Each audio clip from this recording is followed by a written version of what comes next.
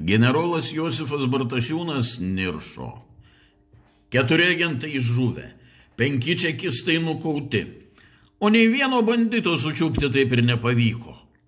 Tiesa, jam pranešė, kad ką tik buvo nukautas vienas iš įtariamųjų, buvęs vadas Steponas Greivys, pasivadinęs Verpetu. Tačiau ši naujiena nei kiek nepradžiugino Kraugerio. Jis jau buvo nurašytas ir mums nei kiek nebenaudingas. Gali būti, kad jis sąmoningai išėjo iš miško, jog jį pribaigtų. Būna, jog ligoti ir sužeisti žvėris patys artėja prie medžiotojų, kad tie jų kančias nutrauktų. Generolą kur kas labiau domino antrasis bėglys – Marius Vilimavičius. Kas slepiasi po šiuo vardu, niekas negalėjo pasakyti, nes šis asmuo pateikdavo suklastotą pasą. Tikrą sovietinį pasą. Generolui niekaip nepavyko sužinoti, kaip jis atsidūrė pas persekiojamąjį. Turėjome jau jį savo rankose.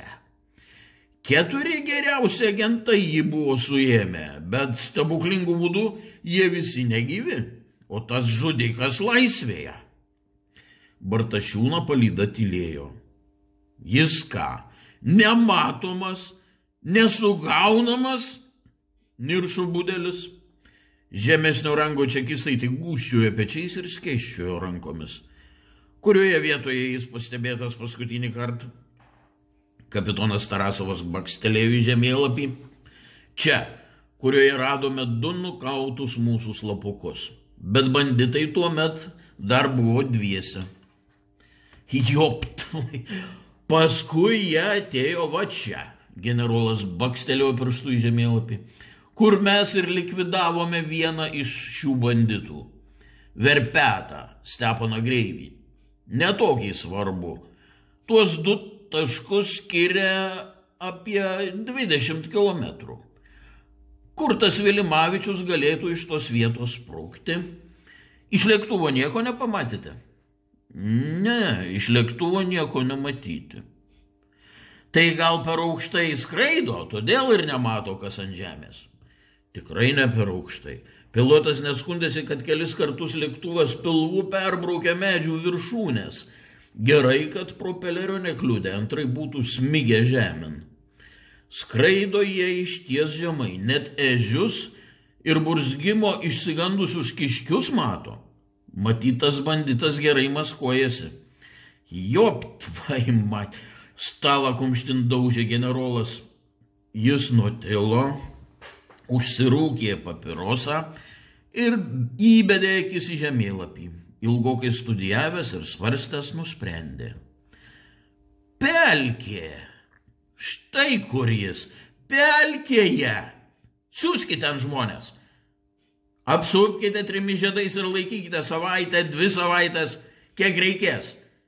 Jeigu jis ten, tai nenorės iš bado dvėsti ir vis tiek kur nors pasirodys. Tada mes jį ir sučiupsime. Draugė generolė, pelkės jau prieš 2 dienas iššukavome, pabandė prieštarauti Tarasovas. Dar kartą apieškokite. Ten klampu, vieni akivarai. Visiškai teisingai. Bėglys taip pat puikiai supranta, kad mes ten nenorėsime kišti nosies, todėl jam ten tinkamiausia vieta slėptis. 2 žmonės ten jau praradome. Kaip? Kokiu būdu? Banditai nušovė? Kodėl niekas man neraportavo? Ne, nenušovė. Banditų nė pėdsako neužtikome, tačiau mūsų kariai įsmuko ir nebeiškilo. Niekas jų daugiau ir nebematė. Čia tai jau blogai, kad karių netausojate, bet pelkės reikia dar kartą išvaikščioti. Labai gerai išvaikščioti ir kruopščiai viską apieškoti. Ar supratote? Tai kad žmonės visai į kitą apskrities pusę išsiuntėme. Sugrąžinkite. Pelkės dabar svarbiausia. Klausau, draugas generolė. Nenoriai sutiko kapitonas Tarasovas. Generolas tik sumosikavo rankomis, lyg norėtų nuvyti į kyrų vabzdį. Jis pakėlė telefono ragelį, surinko numerį ir be užuolankų paklausė. Agentas Kirvis jau aktyvuotas? Labai gerai. Man jo reikia Žemaitijoje. Dabar! Suriko Bartašiūnas ir trinktelėjo ragelį ant aparato. Paskui pakėlė galvą ir tarė kapitonui Tarasovui. Atšauk karius, į pelkes jų nebesiųsk. Nereikia skubėti, kai ką prisiminiau, dabar tas vaiduoklis nuo mūsų tikrai nepaspruks, tarė Bartašiūnas.